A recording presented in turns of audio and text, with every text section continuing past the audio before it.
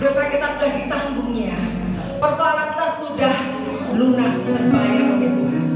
Dari segala sesulit apapun, segala persoalan sesulit apapun, kita sudah diberikan jaminan oleh Tuhan bahwa Dia sanggup menyelesaikan segala perkara Bapak Ibu Saudara dan saya. Jangan pernah khawatir, kita punya Allah yang kita agungkan, punya Allah yang kita andalkan.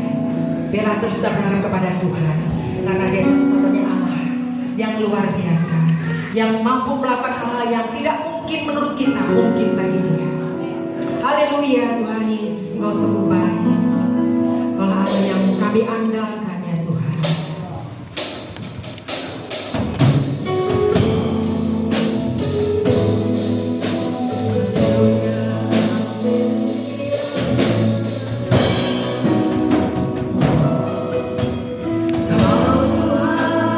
Yang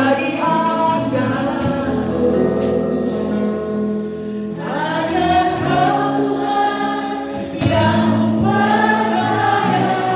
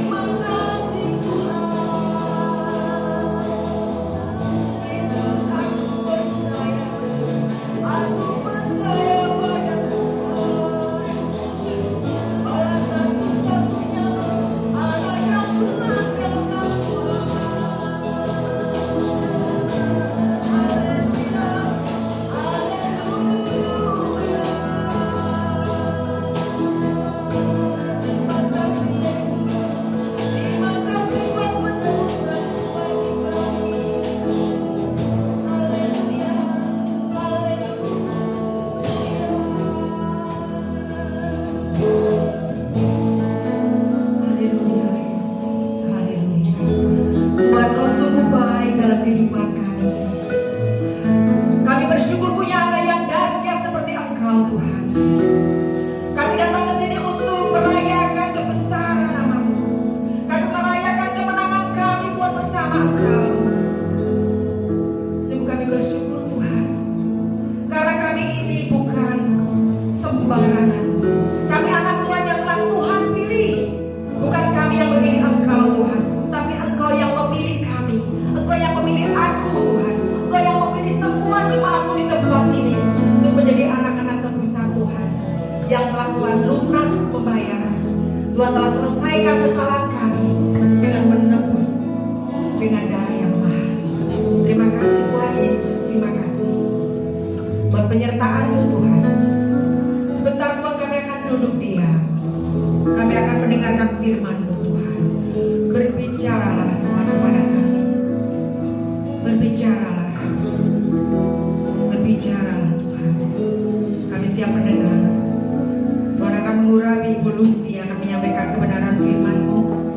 Tuhan akan mengurapinya sehingga Ibu Lucy boleh menyampaikan firman ini, kebenaran ini yang berasal dari Tuhan.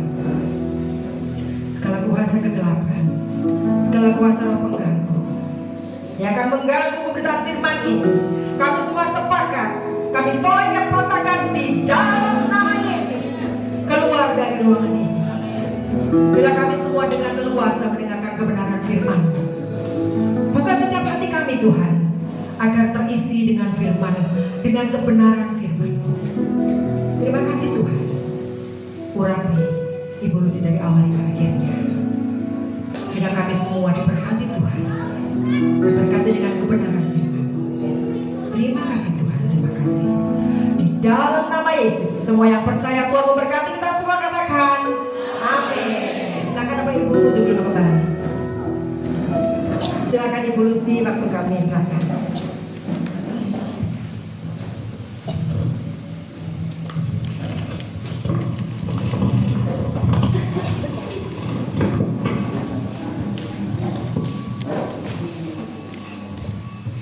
Baik, terima kasih.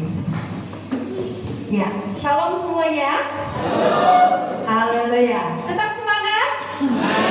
Haleluya. Baik. Perkenalkan, saya Lucy Daifa. Terima kasih banyak sudah mengundang saya kemari. Secara umur saya bukan siapa-siapa saudara-saudaraku, karena saya ditodong membawa firman puji Tuhan ini kali kedua. Karena saya bukan pendeta, Bapak Ibu, ya.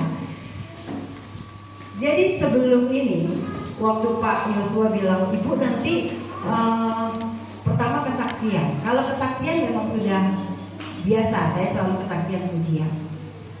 Lalu Pak Yosua bilang, nanti sambil Ibu bawa firman yang kedua. Saudara, beberapa hari sebelum saya kemari, saya nggak berani tolak kalau Tuhan suruh, saudara. Jadi saya diam aja sambil jalan, saya diam. Beberapa hari sebelum kesini, saya mendapatkan pelayanan juga, melayani anak-anak muda. Waktu di jalan, tiba-tiba saya punya sahabat yang memberi saya jalan untuk melayani, bilang, nanti Sister Lucy yang bawa firman. Alah, saya pikir saya cuma membawakan kesaksian pujian. Sambil di jalan, saudaraku, yang saya lakukan cuma berdoa di dalam mobil sambil setir mobil, dan saya cuma bilang, Tuhan, saya bukan pendeta. Ini boleh di saya? Oke, dibawa aja. Tuhan, saya bilang, saya bukan pendeta, Tuhan. Tuhan tolong, Tuhan tolong, Tuhan. Tapi saya nggak berani nolak apa kata Tuhan. Jadi saya diam duduk sambil bawa mobil. Itu hanya beda beberapa jam saya disuruh bawa firman. Kok dilalainya, saudaraku? 1, 2, 3 hari atau 2 hari sebelumnya, ibu angkat saya dari Papua bilang, Nanda, buatkan bunda khotbah. Saya ketiknya bisa, tiba-tiba itu waktu itu di luar, tiba-tiba jalan drop gitu. Saya kasih, entah dibawakan atau tidak sama ibu angkat saya. Tiba-tiba Tuhan bilang, bawakan ini. Jadi Tuhan tuh kalau siapkan kita luar biasa ya, saudara. Akhirnya saya bilang, saya nggak tahu bawakan firman. Kalau saya ngoceh di depan umum udah biasa, makanan saya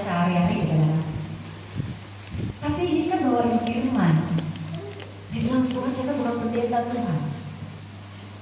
Sampai detik di mana WL mempersiapkan hidup saya untuk maju membawakan firman, saya masih bilang Tuhan pakai lidah mulut saya untuk kebenaran firman-Mu, bukan pakai kekuatan dan kesombongan saya. Puji Tuhan saudaraku, waktu saya bawa firman pertama itu lancar dan saya yakin itu bukan saya yang berkata, ada Tuhan yang berkata. Saya ini cuma alat Tuhan untuk selalu setia dan selalu menurut apa kata Tuhan seperti yang saya sudah janjikan. Jadi ini adalah kali kedua saya membawakan firman. Waktu Pak Yosua jemput saya, Ibu nanti bawakan firman Paskah. Jujur saudara, di bis saya doa sama Tuhan. Tuhan saya bawa apa? Tuhan saya bawa apa? Tuhan belum berkata apa-apa loh saudara. Terus sampai malam saya tiba di rumah di hotel itu jam 2 ya Pak ya. Saya masih tidak bisa tidur. Tuhan saya bawa apa? Tidur kata Tuhan. Saya disuruh tidur. Oke, tidur. Lantas kemarin malam, baru tadi malam, Tuhan saya bawa apa? Tuhan berkata begini saudara. Tadi sudah saya singgung di bagian pertama. Tuhan kasih saya rema yang dahsyat. Ini Paskah saudara, di mana hari ini Tuhan bangkit. 3 hari yang lalu Tuhan mati buat kita. Dan besok 18 April ya, jadi ini adalah hari Paskah. 11 tahun yang lalu saudaraku, saya melahirkan seorang anak laki-laki, anak kedua saya tepat di hari Paskah. Tadi dia nggak ikut saudaraku karena agak rewel, sepertinya badannya agak sakit. Biasanya itu anak kalau saya bawa pelayan kemanapun dia nggak rewel. Tadi dia agak rewel. Jadi saya bilang tolong Bapak ada yang bisa bawakan dia ke hotel. Jadi berdua dengan adiknya. Karena tadi agak diwanti-wanti jalannya begini. Aduh saya takut juga anak-anak rewel. Jadi saya suruh pulang dulu ke hotel. Tapi ternyata jalan ke sini udah jauh lebih bagus Pak. Ya, jauh lebih bagus saudaraku ya. Nah, Tuhan berkata sama saya, tadi malam saya baru dapat rema dari Tuhan. Pantesan Tuhan gak kasih saya rema dari 3 hari yang lalu, karena Tuhan gak mau saya ngapalin. Sampai tadi malam mau tidur saudara, beneran. Tuhan saya bawa apa? Saya bawa apa? Tuhan berkata, jangan sia-siakan pengorbananku, kata Tuhan. Jadi judul khotbah pada siang hari ini, jangan sia-siakan pengorbanan Tuhan Yesus buat kita. Amin. Maknanya dalam saudara. Ini mimbar lebih tinggi daripada saya. Ya, kita baca di apa kata firman Tuhan di dalam 1 Korintus 15 ayat 3 sampai 4. Ya, saudaraku bisa buka bersama multimedia. Saya salut sekali buat cucu dari Bapak Gembala kita. Ini ya, Bu ya, cucu kan? Haleluya. Ya, kita terus berdoa ya, saudara bapak-bapak yang ada di jemaat sidang Kali Putih. GPE. GBI apa? GPI Kali Putih. Saya Kali Putihnya aja. Ya. Iya, mohon maaf ya. Gereja di sini ya di Kali Putih. Ya, kalinya putih kali ya Bu ya? Kalinya putih? Kalau kalinya putih kita mandi nanti sore. Udah deh? Baik. Yuk kita baca ayat 3 sampai 4 langsung bersama-sama karena Tuhan ingin kita ingat ini. Baik. 1 Korintus 15 ayat 3 dan 4. 1, 2, 3. Sebab yang sangat penting telah kusampaikan kepadamu, yaitu apa yang telah terima sendiri. Stop sampai di sana. Baik. Ini yang Tuhan kasih tanda board sama Tuhan buat saya. Tuhan berkata begini. Kita baca lebih keras lagi dan kita tekankan. Ya, pelan-pelan baca.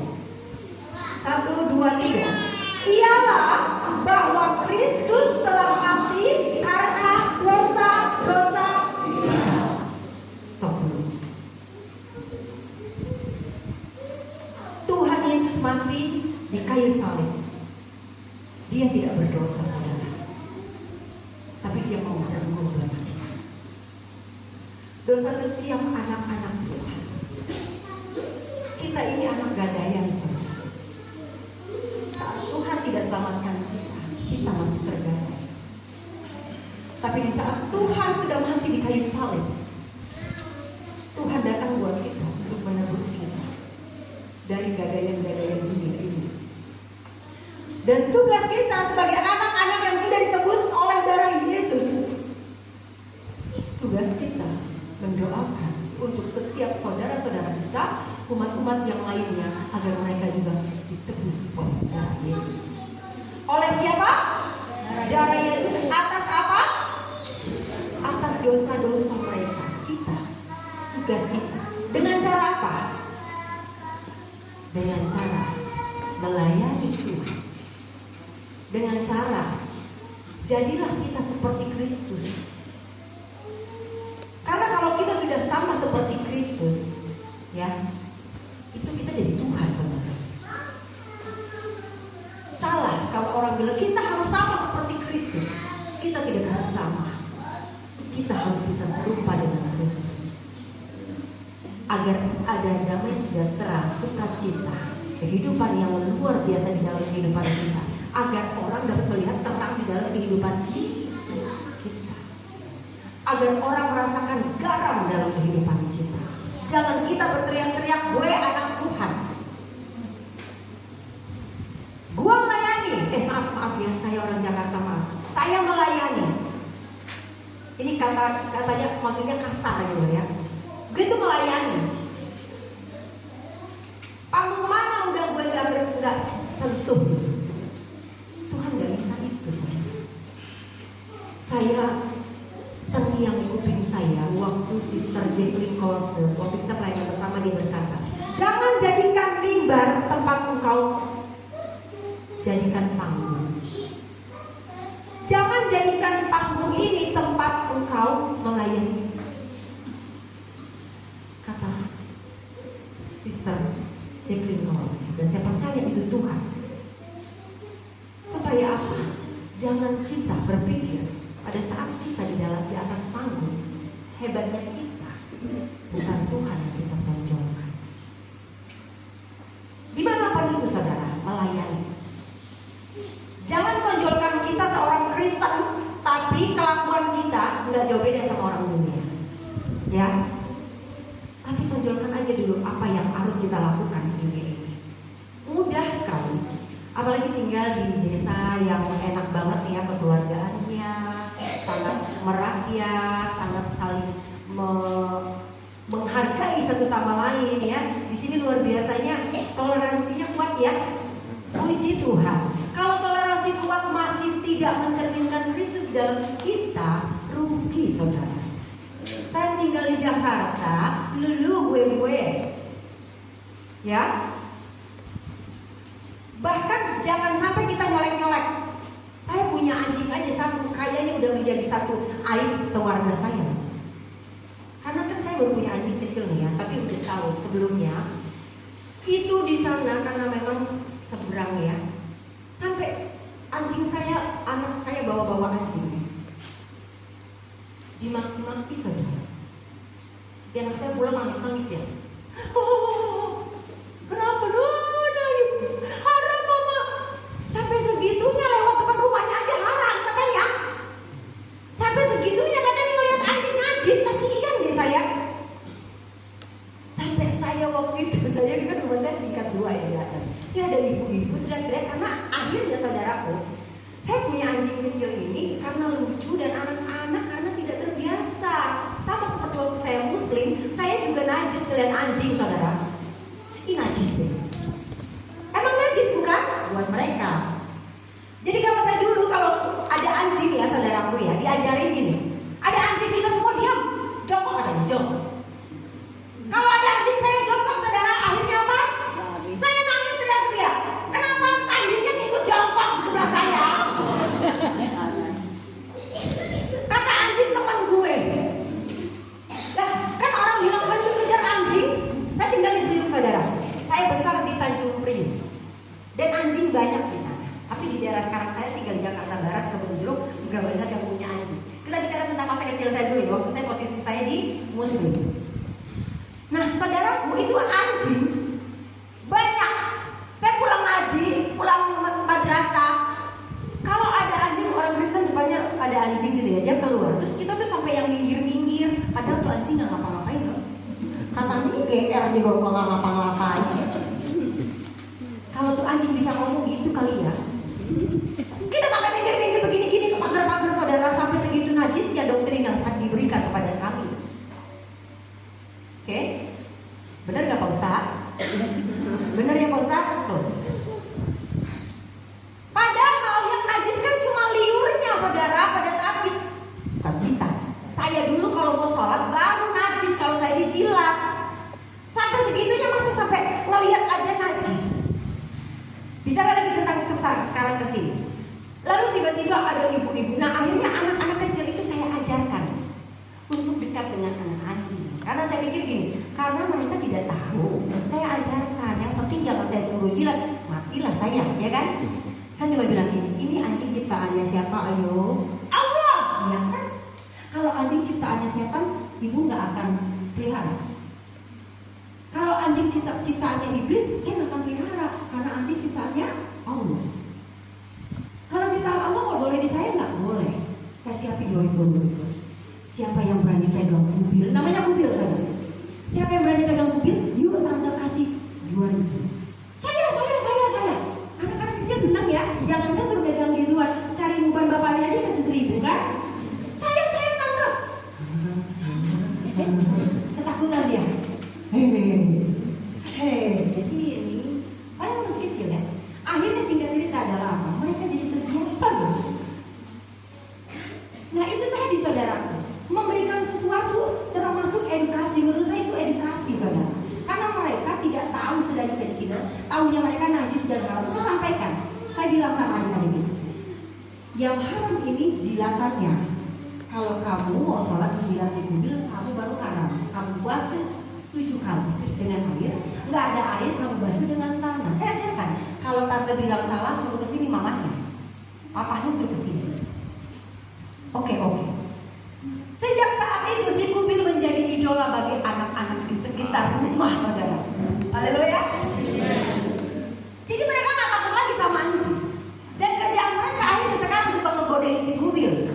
Kubil, ngetop sekali anjing saya. Itu anak-anaknya, bapak-bapaknya enggak. Haram. Sana enggak? Haram. Mau pulang kalau? Anak saya pulang nangis. Tapi ibu-ibunya udah luar biasa. Nah ada satu ibu yang mungkin baru pindah ke rumah, lalu dia teriak-teriak, saya di atas lagi lihat. Saya kayak orang khotbah di atas turun ke bawah saja. Saya bilang gini, ibu, apa masalahnya anjing ini? Anak-anak yang ngajak main bukan anjing saya yang suruh keluar. Haram! Apa haramnya? Saya ngomong dari bawah, dia di bawah, dia di atas, lantai 2. Apa haramnya? Saya orang khotbah saya. Apa haramnya? Ibu Islam, saya dulu Islam. Ayo ibu kita belajar. Yang mana yang haram? Kalau hanya melihat apakah haram? Bahkan Nabi Rasulullah sendiri pelihara anjing. Saya bilang. Akhirnya dia diam. Masuk ke dalam rumah. Anak-anak tetap bermain dengan saya. Ini terkadang saudara yang kami alami mendapatkan edukasi yang kurang sebenarnya. Nah ini juga akhirnya bisa menjadi satu hal yang bisa mencerminkan, oh iya ya, anak Tuhan seperti ini. Kita lanjutkan baca firman Tuhan. Penekanan itu tadi Tuhan kasih juga kepada saya bahwa Kristus telah mati karena dosa-dosa kita. Seperti tadi khotbah yang disampaikan Pak Pendeta Yosua, Yesus itu mati buat siapa sih? Buat manusia? Untuk apa sih? Untuk menebus dosa-dosa kita. Saudaraku, kalau kita hanya menjadi manusia biasa tanpa menebus dosanya Allah Tuhan kita Yesus Kristus, kita ini gak ada sesuatu hal yang besar bahkan dari dunia ini yang dapat membalas dosa-dosa kita. Adakah? Saya berani taruhan, nggak ada yang bisa membalas. Tapi dengan darah Yesus yang menebus kita di kayu salib, dia dapat menghapus dosa-dosa kita. Lalu kita baca ke ayat yang keempat. Yuk kita baca bersama lagi. 1, 2, 3. Dia telah dikuburkan dan bahwa dia telah dibangkitkan pada hari yang ketiga sesuai dengan kitab suci.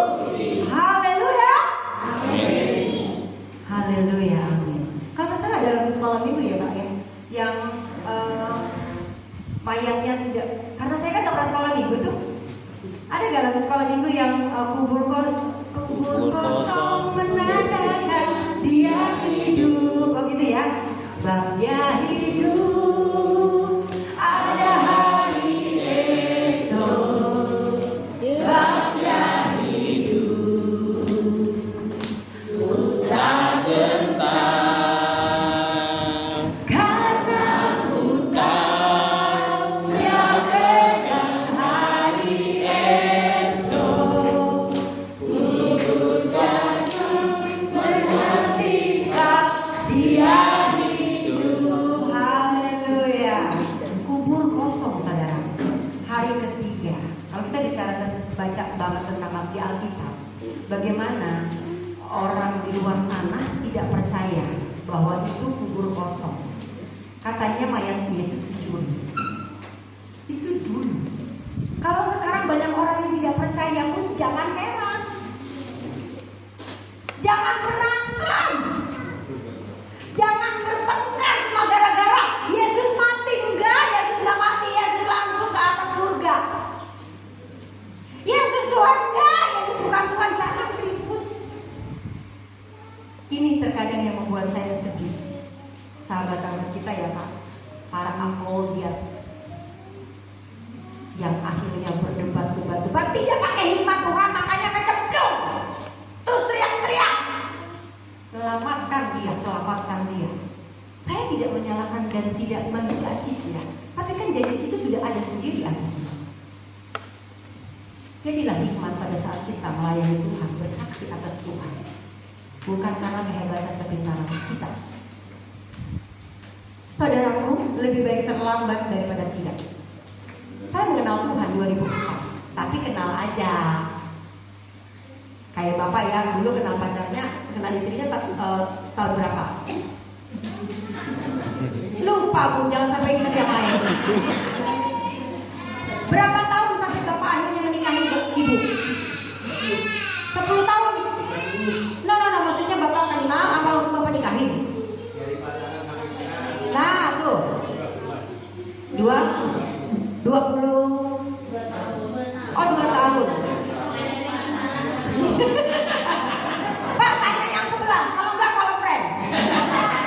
Pak, jangan call friend, call Bapak aja. Mertua, masih ada? Pak, saya dulu pacarannya berapa tahun sih Pak? Ayo saya kasih waktu. Kira-kira gitu saudara. Kenal dulu toh, ya enggak? Enggak langsung mau menikah kan? Makanya kalau sekarang dibilang anak-anak kita ini bilangnya pacaran dulu. Ya, tapi juga pacarannya jangan kebablasan, pacaran rasa pernikahan. Ya, ingat, jangan sampai dulu kan saya berkata gini, jadi orang Kristen tuh enak. Boleh berzina kapan aja, boleh minum-minuman kapan aja. Dulu saya bilangnya orang Kristen tuh enak, agak punya Tuhan. Karena yang saya kenal dulu orang Kristen BA, NG, SAT semua. Dulu ya, kan saya nggak tahu. Saya pikir tuh jadi orang Kristen tuh enaknya gini. Anak orang Kristen tuh pantasan kayak gitu ya nggak punya Tuhan. Saya melebar kumpul kebo maksudnya. Saya mikirnya gitu. Nggak tahunya setelah saya jadi anak Tuhan nggak begitu. Justru setelah saya kenal Tuhan, saya dapat mengenali siapa sih Tuhan saya yang menciptakan saya. Dulu saya tahu Tuhan saya pencemburu, tapi saya nggak mengerti makna dari pencemburu. Sekarang setelah saya mengenal Tuhan di dalam nama Yesus, saya baru tahu bahwa Tuhan saya pencemburu. Cemburu apa? Contoh, kita sudah melayani, tapi akhirnya kita sibuk dengan pelayanan aja. Ya, di rumah dilupain. Yang penting udah depan orang. Itu satu. Terus kedua, kita sibuk kerja aja. Itu sudah termasuk cara menduakan Tuhan. Kalau saya dulu enggak, banyak hal yang saya lakukan. Nah itu adalah kebaikan Tuhan yang luar biasa dalam hidup kita. Hal sepele saja. Setelah saya menjadi orang Kristen, saya baru tahu. Jadi orang Kristen itu ternyata lebih takut dosa ya. Bener gak Ibu Gembala? Bapak, Ibu, bener ya? Bukan berarti saya dulu nggak takut dosa, takut Bu, tapi tetap lakukan dosa. Dulu saya takut dosa dan tahu dosa, tapi tetap lakukan dosa. Karena mikir, aduh, gue nggak bikin begini aja, dosanya 40 hari nggak dikerja, nggak diampuni. Bikin begini dosanya sekian hari, bikin begini lama-lama hidupku habis dimakan dosa. Kapan gue bisa masuk surganya? Sekalian aja deh. Dulu, tapi setelah bertemu Tuhan, dahsyat dan baiknya Tuhan atas hidup kita. Makanya kalau ada yang bilang surga itu kasih karunia Tuhan. Siapa yang bisa masuk ke surga? Orang-orang yang mau menerima kasih karunia Tuhan. Siapa dia? Yesus. No, yang masuk surga siapa? Kita. Ya. Tapi karena Yesus saja yang bisa lakukan itu. Puji Tuhan. Anda percaya gak Anda masuk surga? Amin. Haleluya. Ya, jadi arti Paskah sesungguhnya adalah berbicara tentang dua kata, yaitu perjanjian baru. Ya, karena Yesus ada di perjanjian baru. Yesus datang ke kota untuk merayakan Paskah nih. Yesus aja merayakan Paskah, saudara. Yesus saja merayakan Paskah. Oke? Kenapa? Karena ternyata Paskah itu adalah hari rayanya orang Israel saat ini. Ya. Saya pakai kacamata, saya masih muda tapi mata saya udah terlalu tua. Masih muda gak sih umur 44? Masih. Saya masih terlalu muda. Lagi 2 aja, 22 umur saya ya. Jadi 22. Berapa umurnya Bu Lucy? 22 kali 2. Kali 2 nya pelan-pelan. Kali 2. Ya, baik, kita balik lagi. Yesus datang ke kota untuk merayakan Paskah dan mendekati waktu saat dia akan dihianati oleh salah satu muridnya. Siapa? Yudas. Dihina, dipermalukan di depan mereka. Ada yang belum pernah nonton Passion of the Christ? Ada yang belum nonton? Film tentang Yesus? Ada yang belum nonton? Kalau saya bicara ada yang udah nonton, harusnya udah nonton semua film Yesus. Udah ya? Saya menangis berkali-kali, merasakan bagaimana. Ini baru di sini dikatakan. Yesus dihina, dipermalukan di depan umum, dipukuli sampai babak belur, bahkan digantung di kayu salib, yang harusnya dia tidak terima. Dia berdiri di antara dua penjahat. Berarti dia disamakan dengan penjahat ya, garong. Saat ini bilang garong ya. Itu Yesus disamakan. Dengan ketuhanannya, apakah Yesus tidak bisa hilang? Bisa saudara. Dengan ketuhanannya, apakah Yesus tidak langsung supas rampas semua yang ada di situ? Disiram sama air Pak? Atau tiba-tiba brok? Bisa? Bisa. Tapi dia tidak lakukan itu. Karena apa? Karena dia mau tebus dosa-dosa kita. Dia mau kalahkan iblis pada saat itu. Makanya pada saat Yesus ditangkap, iblis, kalau lihat film ini, dia detail sekali. Iblis merayu-rayu, udah jangan. Karena iblis pun tahu, kalau dia sampai korbankan darahnya, matilah aku, kata iblis. Karena perjanjian iblis di dalam perjanjian lama, iblis bilang apa? Aku akan bawa jiwa sebanyak-banyaknya menemani aku di mana? Di neraka. Tapi di saat Yesus mati di kayu salib mengorbankan hidupnya, disitulah iblis berkata, iblis ketakutan. Itulah peristiwa di malam sebelum penderitaan. Waktu Yesus membuat permintaan khusus kepada para murid supaya mereka mengingat momen di mana dianya Yesus menyerahkan tubuh dan darahnya sebagai bentuk pengorbanan. Saudaraku, Yesus bukan pengecut. Yesus bukan ditangkap. Ingat, Yesus menyerahkan dirinya dengan sukarela dan sukacita.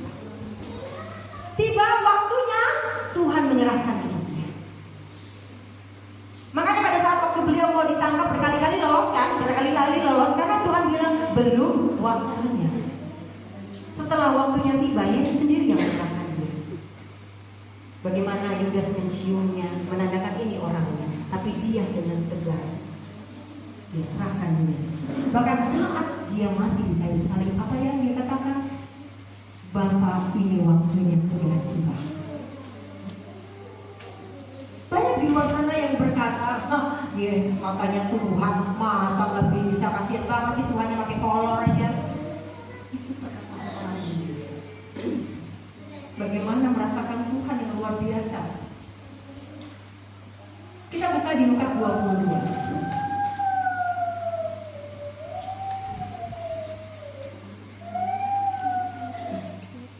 Setiap Paskah kita merayakan dan pasti selalu sama. Tapi bila Anda menyerahkan hidupnya kepada Tuhan, pasti selalu terlihat berbeda setiap tahunnya. Dan ini adalah Paskah pertama saya melayani Tuhan. Dan sukacita yang ada di dalam Yesus. Udah deh. Lukas 22, oh iya, saya lupa ya berapa ya? Ayat 1 ya kalau nggak salah. Kita bisa membaca peristiwa di malam sebelum kematian Yesus. Lalu ia mengambil roti, mengucap syukur, memecah-mecahkannya dan memberikannya kepada mereka. Katanya, inilah tubuhku yang diserahkan bagi kamu. Perbuatlah ini menjadi peringatan akan aku. Demikian juga dibuatnya dengan cawan. Sesudah makan, ia berkata, cawan ini adalah perjanjian baru oleh darahku yang ditumpahkan bagi kamu. Itu ada di ayat 19-20 kalau nggak salah itu. Ya, baik. Jadi di Paskah ini saudara, satu hari malam besok sebelum Yesus ditangkap, Yesus mengumpulkan semua muridnya. Dia ingin semua muridnya mengingat, makanya kita setiap bulan ada perjamuan kudus, ya saudara, untuk kita mengingatnya. Saya ingat sekali saudara, waktu pertama kali saya masuk ke gereja 2004, saya duduk di nomor 1. Itu bukan karena apa-apa, karena sayanya sombong saudara. Pengen tahu Kristen ngapain sih, tapi tidak juga, karena memang saat itu ada suara bilang gini, kamu duduk di depan, saya duduk di depan. Waktu di depan itu ternyata adalah hari perjamuan kudus. Terus saya bilang gini, itu apaan? Ternyata orang bilang itu anggur-anggur. Tuhan bilang sama saya, kamu nanti makan dan minum air. Waktu saya mau ambil, mertua saya bilang jangan. Lucy kan bukan anak Tuhan, karena kan saya masih muslim. Jangan. Saya bilang gini, ada yang ngomong, nggak boleh. Saya dulu nggak tahu itu Tuhan, saya pikir itu Boy yang ngomong sama saya. Oke, ternyata Tuhan nggak pernah salah. Jadi ada orang yang bilang gini, kalau belum bertobat nggak boleh makan dan minum perjamuan. Saya bilang, nggak saudara. Buktinya Tuhan suruh saya. Tapi karena secara dunia orang melihat saya Islam nggak boleh. Itu aturan dunia saja. Tapi saya percaya itu memang waktunya. Ya, sedikit lagi. Yesus menjadi anak domba yang bercelak. Saat dia mengorbankan hidupnya demi dosa-dosa kita dan memulihkan hubungan kita dengan Allah Bapa kita di surga. Sama seperti waktu orang Israel merayakan Paskah untuk kebebasan mereka dari perbudakan mereka di tanah Mesir. Secara dunia saja mereka merayakan kebebasan mereka saudara. Orang Kristen saat ini pun merayakan Paskah untuk kemenangannya atas dosa dan merayakan kebangkitan Yesus dari kematian. Saya lebih setuju sebenarnya. Hari raya orang Kristen yang sesungguhnya adalah hari raya Paskah saja. Tapi kenapa euforianya hanya di Natal? Karena sudah terbentuk sebenarnya. Tapi sebenarnya ini, tapi kalau di luar negeri Paskah itu mereka rayakan juga sungguh-sungguh saudara. Bikin cenekuk ya. Karena mereka merayakan ini karena hari kebebasan kita. Sama seperti kita tuh harusnya benar-benar wow, ini tuh hari kebebasan kita. Bagaimana sih kalau kalian semua di penjara digadaikan? Ya, jangan manusia deh. Kalian gadaikin aja handphonenya deh. Waktu si handphone itu kita tembus, dia akan hore, hore. Kalau dia bisa ngomong. Ini hari Paskah ini adalah harinya kita. Bukan sekedar bahasa selamat Paskah ya, selamat Paskah ya.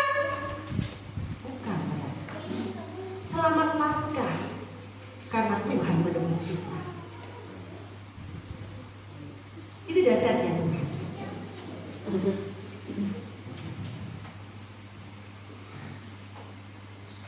Lalu Tuhan berkata,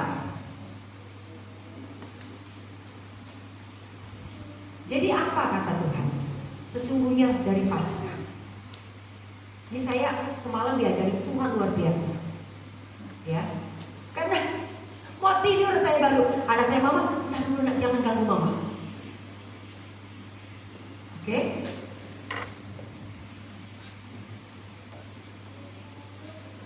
Di Yohanes 1 ayat 29.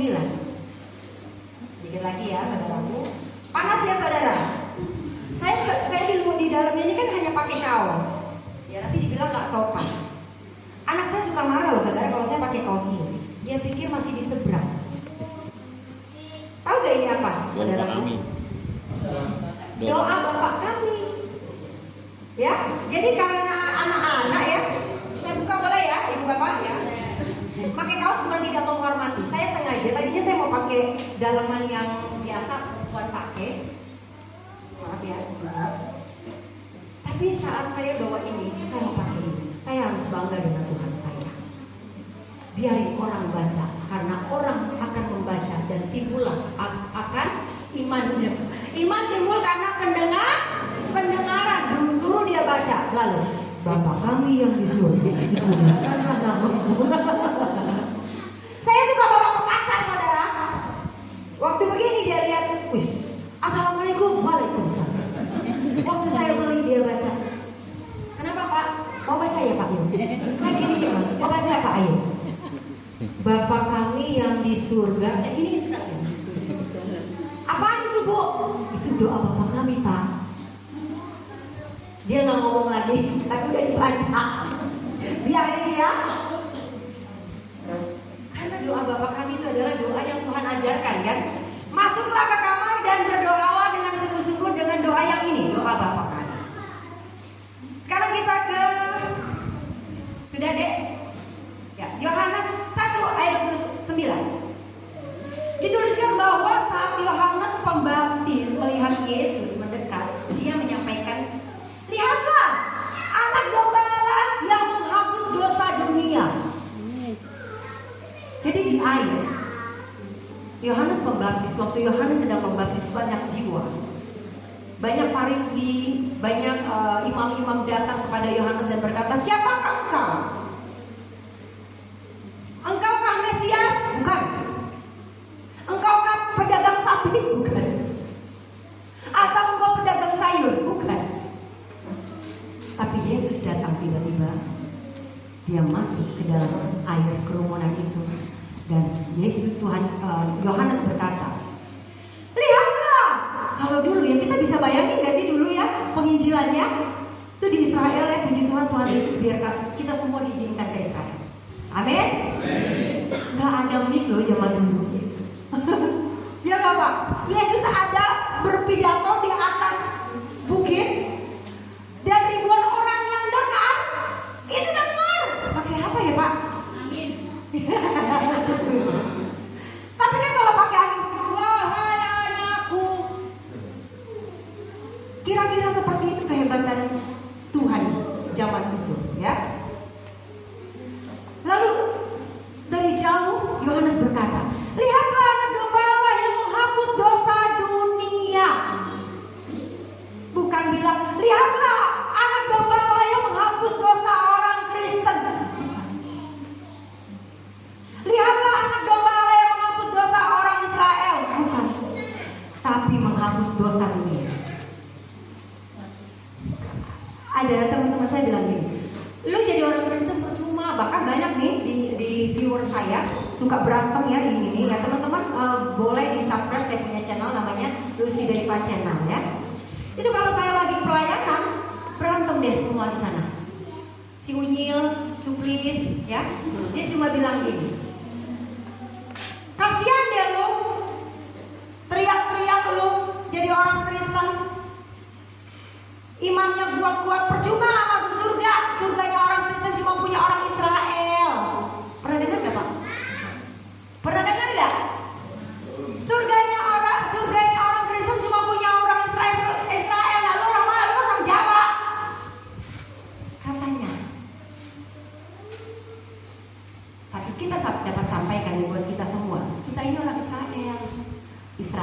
rohani. Ngomong-ngomong mereka sampai berbusa juga kagak paham. Ya, nggak akan paham. Saya soalnya juga dulu begitu. Pak Yosua juga begitu. Itu lebih parah. Kalau saya cuma nunjuk-nunjuk pendeta, habis ditunjuk malam ya Tuhan, bukain jalan.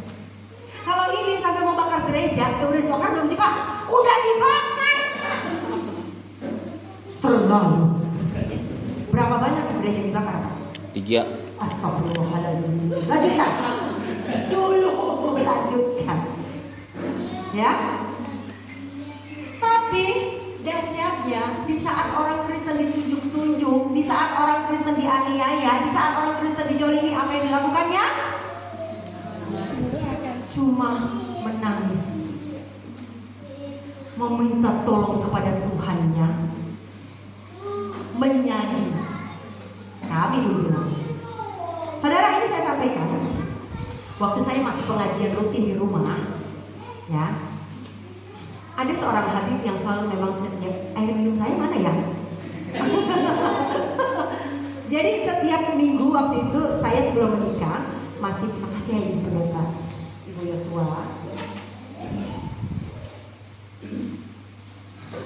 Ya Bapak Ibu boleh minum, boleh makan.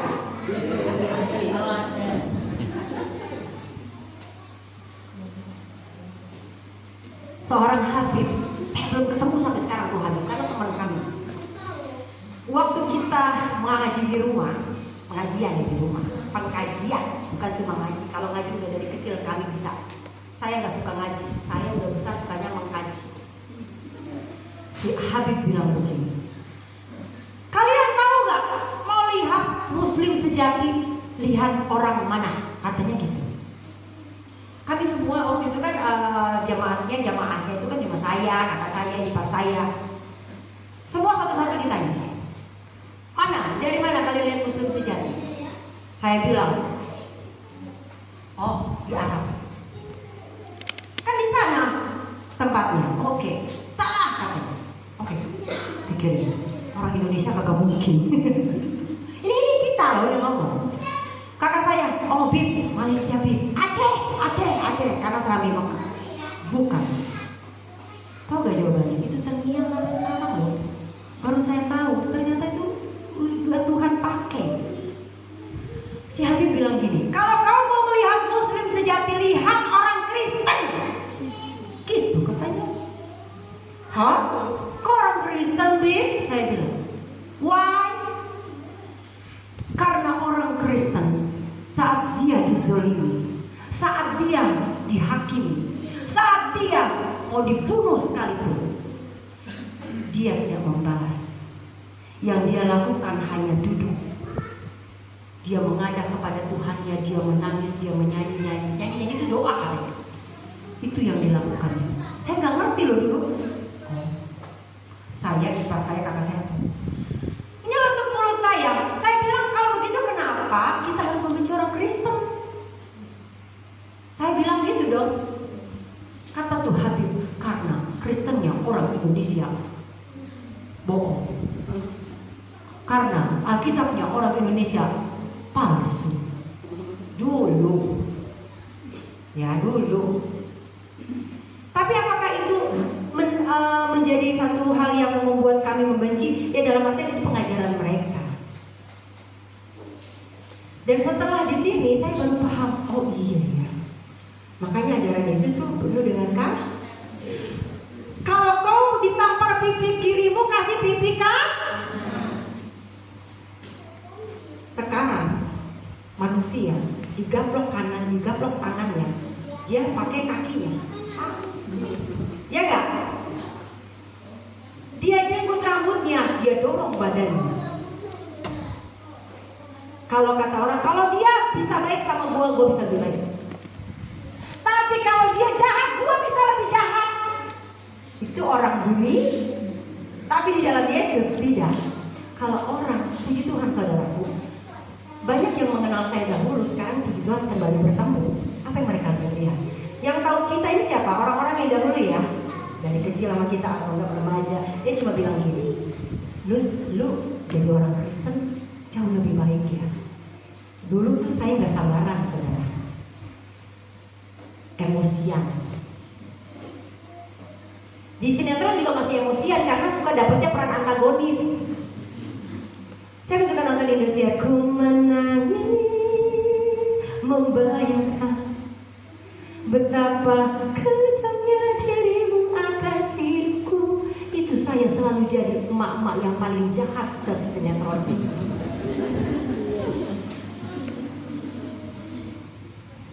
Yang saya mukulin anak kandung saya lah.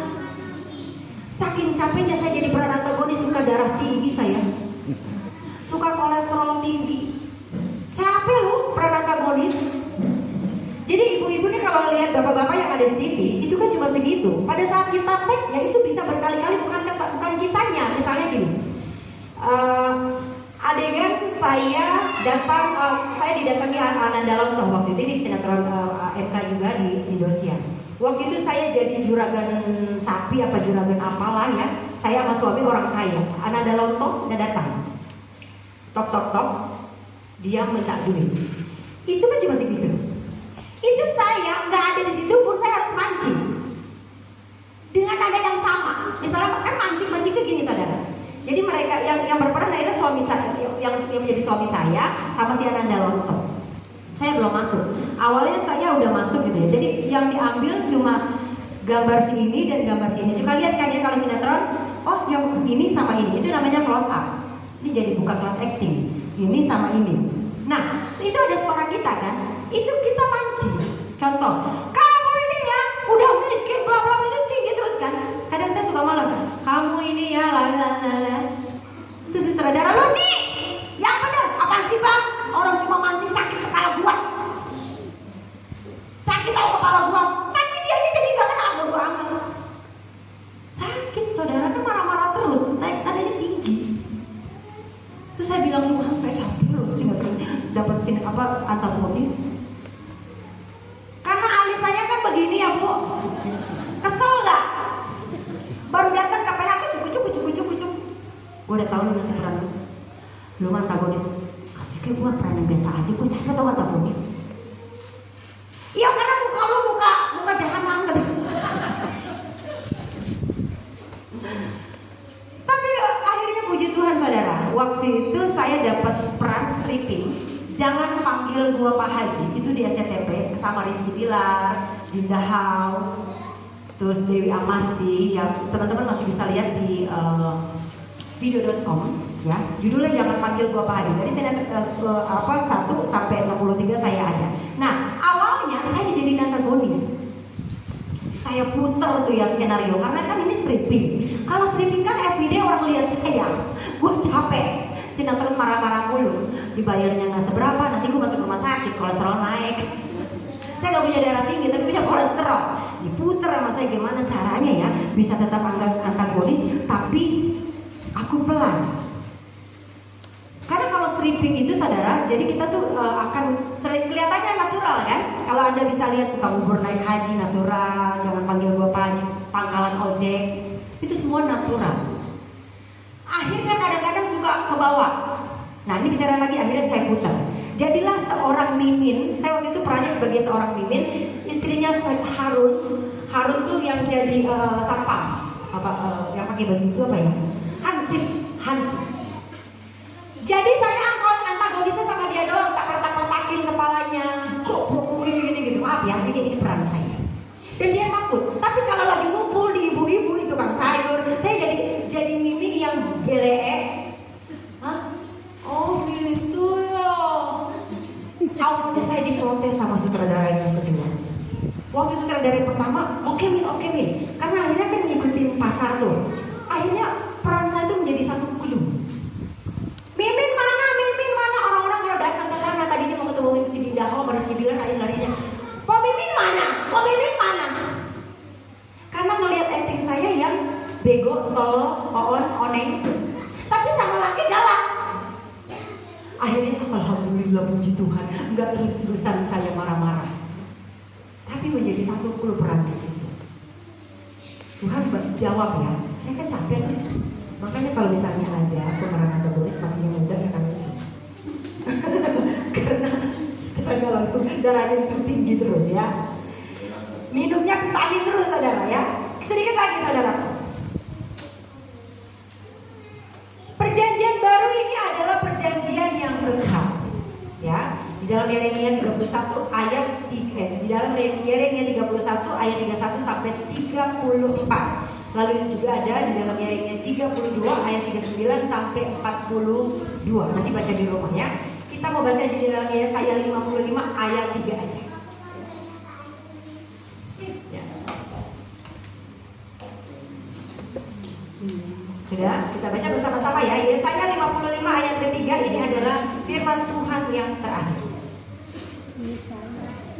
Yesaya 55 ayat 3. Sudah saya? Oke. Yuk kita baca bersama-sama. 1, 2, 3. Sediakanlah telingamu dan datanglah kepadaku. Dengarkanlah maka kamu akan hidup. Aku hendak mengingat perjanjian abadi dengan kamu, menurut kasih setia yang teguh yang kujanjikan kepada Daud. Bayangin ya, Yesus sudah memberikan perjanjian kepada Daud. Daud kan adanya di perjanjian lama ya.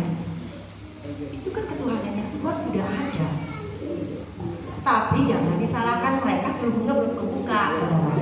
Ya, sama seperti saya, seperti Pak Yesua, waktu selubung kami belum dibuka, mau ngomong sedarah-darah pun kami nggak percaya Yesus Tuhan. Tapi di saat Tuhan sendiri yang datang menginjili kami tidak dapat berkata apa-apa. Di saat Tuhan sendiri yang datang kepada kita, jangan tutup hati kita. Jadikan Dia perisai kita. Ada amin? Engkaulah perisaiku. Kita nyanyi sama-sama ya. Boleh mas? Adik cariin saya biar bisa nyanyi sama-sama.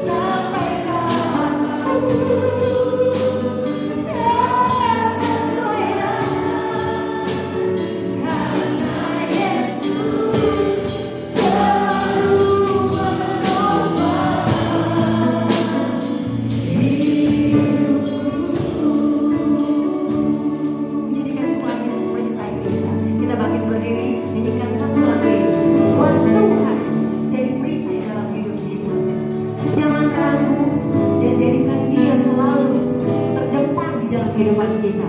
Bukan kita yang di depan, tapi Tuhan kita yang di depan.